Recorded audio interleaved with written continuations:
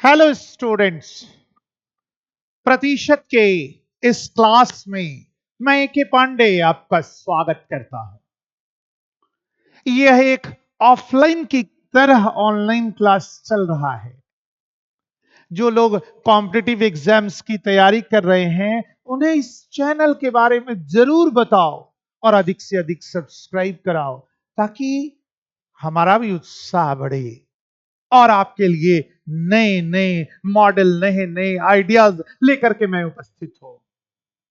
तो चलिए प्रतिशत के इस क्लास में कुछ नए प्रश्नों का आपको सामना करवाओ। तो चलिए स्टार्ट करते हैं।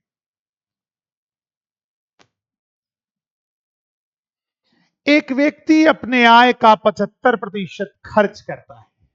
यदि उसकी आय 20% बढ़ जाती और खर्च 15% बढ़ जाती तो उसकी बचत कितने प्रतिशत बढ़ेगी? आओ देखें। एक व्यक्ति अपने आय का, तो उसकी आय, दूसरा है खर्च और तीसरा है बचत। देखो, एक आदमी कमाएगा, वो हो गया आय, उड़ाएगा, वो हो गया खर्च, बचाएगा, वो बचत। तो जो कमाएगा उसी में से ना खर्च करेगा और बचाएगा। अगर खर्च और बचत को जोड़ दे तो आय हो जाएगा, आय में से खर्च को घटा दे तो बचत हो जाएगा और आय में से बचत को घटा दे तो खर्च हो जाएगा। मान लो वो 100 रुपया कमाता है, 80 रुपया खर्च कर देता है तो बचाएगा 20 रुपया। ये लॉजिक्स जरूर माइंड में होना चाहिए। व्यक्ति की आय हमेशा 100% है, उसने उसमें से खर्च कर दिया 75%, तो उसने बचाया 25%। दूसरे शब्दों में 25 एकम 25, 25 तिया 75, 25 चौके 100। तो दूसरे शब्दों में हम कहेंगे कि वो 4 कमाता है तो 3 खर्च करता है और 1 बचाता है। अब हमने इसको रेशियो में बदल दिया। अगला क्या कहता है, बोलो। उसकी आय 20% बढ़ गई तो इस 4 यूनिट पर जब हम 20% बढ़ाएंगे तो 80% हो जाएगा, यानी आय हो गया 80 यूनिट। अब देखो, उसके खर्च में 15% की वृद्धि होती है तो इस 3 यूनिट पर 15% बढ़ाएंगे तो 15 तिया 45% हो जाएगा। अब 80% वो आय हो गया, 45% खर्च हो गया, तो 80 में से 45 घटाएंगे तो वो 35 हो जाएगा। अब सोचो, इस एक में कितना से गुना करे कि वो 35 हो जाए, 35% हो जाए, क्योंकि 80 में से 45 घटाएंगे तो 35 ही आएगा। तो 1 से 35 को घटाएंगे तो x का वैल्यू 35% होगा, यानी उसकी बचत में 35% की वृद्धि हुई। ऐसा ऑप्शन नंबर बी में है, इसलिए आंसर इसका बी होगा। और इस रेशियो मेथड से ऐसे क्वेश्चन को चुटकी में हम लोग आंसर दे देंगे। तो इन्हें नोट करें, मैं नेक्स्ट इसी पर बेस्ट क्वेश्चन पर ले चलता हूं।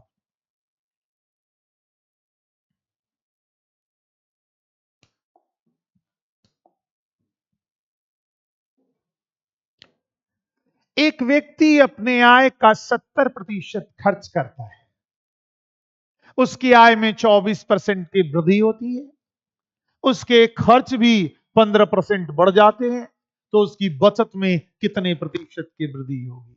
आय, खर्च, बचत। आय हो गया 100%, खर्च है 70%, तो निश्चित रूप से बचत होगा 30%। इसको हम लोग कटाएंगे तो 0 0 0, ये हो गया 10 कमाया, 7 उड़ाया, 3 बचाया। उसकी आय में 24% की वृद्धि हुई तो इस 10 यूनिट पर 24% बढ़ेगा तो ये हो जाएगा 240। उसके खर्च में 15% की, तो इस 7 यूनिट पर 15-15 बढ़ाएंगे तो 15 सते 105। कमाया 240, खर्च किया 105, तो बचाया 135। इन दोनों को माइनस करेंगे, इन दोनों को माइनस करेंगे तो आएगा 135। अब देखो यहां पर ये 3 यूनिट को किससे गुना करें कि ये 135 हो जाए। तो हम 3 से जब इधर ले जाएंगे तो कट जाएगा और ये आएगा 45। तो आंसर इसका होगा कि बचत में 45% की वृद्धि हो गई। और ऐसा हमारे ऑप्शन नंबर सी में है, इसलिए सी इसका आंसर। रेशियो मेथड से ही ये मॉडल बनाएंगे और हम लोग फास्ट आंसर करेंगे। नोट करें इसे, मैं नेक्स्ट पर ले चलता।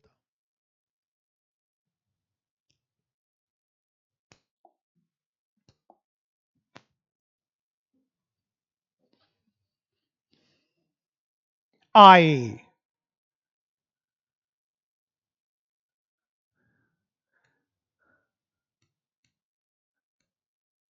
खर्च, बचत। देखने में तो वैसा ही लग रहा है।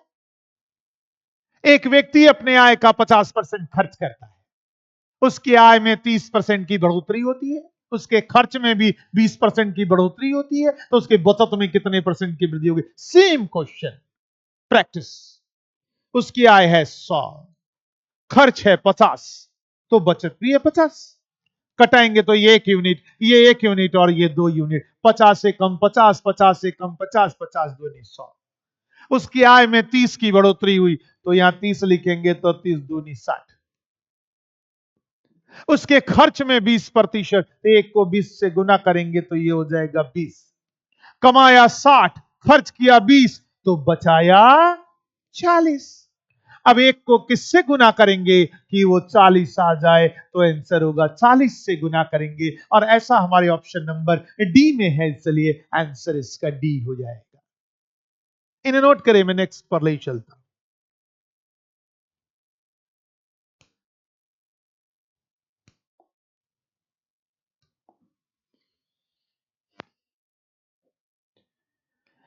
एक व्यक्ति को चाय खरीदने के लिए 8 रुपये दिए गए। 2 किलोग्राम अधिक चाय खरीदने में सक्षम बनाने के लिए प्रति किलोग्राम 2 रुपये की कमी की जाती है। तो चाय का मूल्य प्रति किलोग्राम, मूल्य प्रति किलोग्राम क्या है। अब सुनो, मैं 8 रुपया लेके बाजार गया, चाय का कोई दाम है, मान लो 1 रुपये 2 रुपये जो भी हो। मैंने चाय खरीदा, पता नहीं कितना केजी खरीदा, लेकिन कुछ केजी खरीदा। अगर चाय का दाम 2 रुपया कम रहता तो उसी 8 रुपया में मैं 2 केजी ज्यादा चाय खरीद के ले आता। तो कहता है कि चाय का मूल्य बताओ कि मूल्य क्या था। अब देखो, मेरे पास 8 रुपये थे, चाय पहले x रुपये केजी मिलती थी, लेकिन उसका दाम 2 रुपया गिर गया तो x-2 हो गया। तो हमने x-2 के रुपये केजी के हिसाब से 8 रुपया में कुछ केजी चाय खरीदा। लेकिन यही चाय 8 रुपया में अगर x रुपये केजी में खरीदता तो इन दोनों का डिफरेंस 2 केजी के बराबर होता। अब यहां x का ऐसा वैल्यू रखो कि यहां 2 आ जाए। चलो ऑप्शन से बनाते हैं। ऑप्शन में लिख दिया 4, 4 में से 2 गया तो 2, और 2 से 8 को हम लोग भाग देंगे तो यह आ जाएगा 4। x का वैल्यू 4 है और 4 से 8 को भाग देंगे तो ये 2 होगा, और निश्चित रूप से 4 और 2 का डिफरेंस 2 हो जाएगा। आंसर इसका 4 रुपये पर केजी आ गया। ऑप्शन से हमने बना दिया, लेकिन मान लो ऑप्शन से मैं नहीं बनाता, तो इसको सॉल्व करते हैं। आओ सॉल्व करें। हम लोग इसका एलसीएम लेंगे। लो, एक्स स्क्वायर, एक्स को एक्स से गुना करेंगे, एक्स स्क्वायर माइनस 2x, इसको इससे गुना करेंगे तो 8x, माइनस इसको इससे गुना करेंगे तो 8x, माइनस 16, 8 दूनी 16 बराबर 2। अब हम लोग क्रॉस मल्टीप्लाई करेंगे, बोलोगे सब जरूर। 8x माइनस जब ये माइनस है ब्रैकेट हटाएंगे तो साइन सब बदल जाएगा, ये भी हो जाएगा 8x। ये माइनस है तो प्लस हो जाएगा +16 बराबर, इसको इससे गुना करेंगे तो 2x², और 2 को 2 से गुना करेंगे तो -4x। अब देखो ये 8x और यहां माइनस प्लस ये कट गया। अगर हम लोग 2 से कटाएंगे तो 8 दूनी 16, 2 एकम 2 और 2 दूनी 4, ये 2x हो जाएगा। इस 8 को इधर ले जाएंगे, +8 है तो होगा x² -2x। ये प्लस से इधर जाएगा तो -8 बराबर 0। एक क्वाड्रेटिक बन गया। अब देखो यहां पर ऐसी दो संख्या जिसको गुना करेंगे तो 8 आएगा और घटाएंगे तो 2 आ जाएगा, इसका कोफिशिएंट आ जाएगा। तो याद रखना ये दो संख्या 2 और 4 है। 4 दूनी 8 होता है, 4 में से 2 गया तो इसका कोफिशिएंट 2 आ गया। अगर ये दोनों माइनस में रहे तो छोटा वाला माइनस में और बड़ा वाला प्लस में होता है, और ऐसा हमारे ऑप्शन नंबर 4 में है। 4 रुपया ऑप्शन नंबर ए में है, इसलिए आंसर ए होगा। क्वाड्रेटिक को कैसे सॉल्व करें, मेरे वीडियोस में जाकर के देखिए। क्वाड्रेटिक इक्वेशन को सॉल्व करने का मैंने आइडिया दिया है। क्वाड्रेटिक इक्वेशन पर स्पेशल वीडियोस मैंने दिया है, उसे जरूर देखो ताकि इन आइडियाज पर कमांड कर सको। वैसे इस तरह के प्रश्नों को जब भी हम लोग बनाएंगे, जब भी इस तरह के क्वेश्चंस को सॉल्व करेंगे, तो हम लोग इतना करने के बाद ऑप्शन पर आ जाएंगे और ऑप्शन को पुट करके हम लोग इसके कंक्लूजन को ड्रॉ कर लेंगे। तो बनाना हमारे लिए फास्ट होगा, इन विधि पर हम नहीं जाएंगे। तो मैंने आइडियाज के लिए भले बता दिया है, लेकिन बनाना है। 4 रुपया यहां रखेंगे तो 4 में से 2 गया तो 2 आएगा, 2 से 8 को भाग देंगे तो 4 आ जाएगा। उसी तरह से 4 रुपया यहां रखेंगे तो भाग देंगे तो 2 होगा, 4 में से 2 गया तो 2 हो जाएगा, और हम लोग आंसर निकाल के रख देंगे। तो इन्हें नोट करें, मैं नेक्स्ट पर ले चलता हूं।